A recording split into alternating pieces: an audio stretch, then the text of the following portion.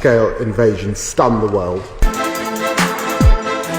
বাংলাদেশের চলমান পরিস্থিতি নিয়ে প্রথমবারের মতো এলো বড় কোনো আন্তর্জাতিক প্রতিবেদন। তবে এই প্রতিবেদনে যে প্রতিক্রিয়া দেখানো হয়েছে তা বাংলাদেশের জন্য মোটেও সুখকর নয়।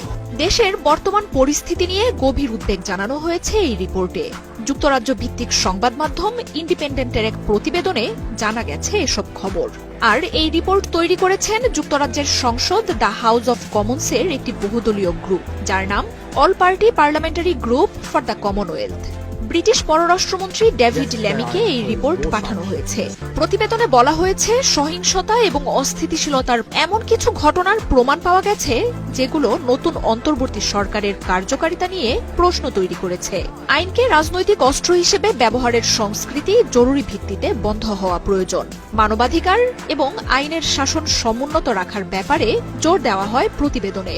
এসব করতে ব্যর্থ হলে অধ্যাপক মোহাম্মদ ইউনূসের নেতৃত্বাধীন নতুন অন্তর্বর্তী সরকারের জন্য তা ভালো হবে না বলে উল্লেখ করা হয়েছে।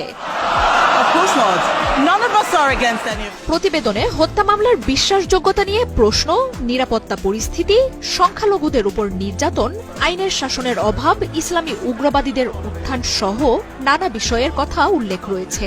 রিপোর্টের সংসদীয় গ্রুপটি বলেছে, তারা তথ্য পেয়েছে যে সাবেক মন্ত্রী, সংসদ সদস্য, আওয়ামী লীগ নেতা, সাবেক বিচারপতি, বুদ্ধিজীবী, আইনজীবী এবং সাংবাদিকদের বিরুদ্ধে এত সংখ্যায় হত্যা মামলা দায়ের করা হচ্ছে যে সেগুলোর বিশ্বাসযোগ্যতা নিয়ে প্রশ্ন উঠেছে।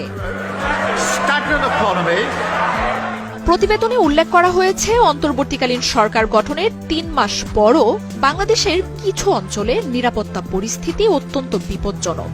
প্রমাণ পাওয়া গেছে যে দাঙ্গাকারীরা ব্যক্তিগত বাড়ি, ব্যবসা, সহিংস হামলা চালিয়েছে এবং হত্যার ঘটনা ঘটিয়েছে। ইসলামপন্থীদের রাজনৈতিক প্রভাব এবং দৃশ্যমানতা ক্রমশ বৃদ্ধি পাচ্ছে বলে প্রমাণ পাওয়া যাচ্ছে। বাংলাদেশে অস্থিতিশীলতার ঢেউ যুক্তরাজ্যে এসে পড়তে পারে বলেও প্রতিবেদনে গভীর উদ্বেগ প্রকাশ করা হয়েছে। পিপিজির চেয়ারম্যান, টরি পার্টির সংসদ সদস্য অ্যান্ড্রু রসিনডেল বলেন, এই প্রতিবেদন বাংলাদেশ এবং কমনওয়েলথের সঙ্গে সম্পৃক্ত সব সরকার ও উন্নয়ন সংস্থার কাছে পাঠানো হবে। Days since Russia's মার্জিয়া উপমা, ৭১।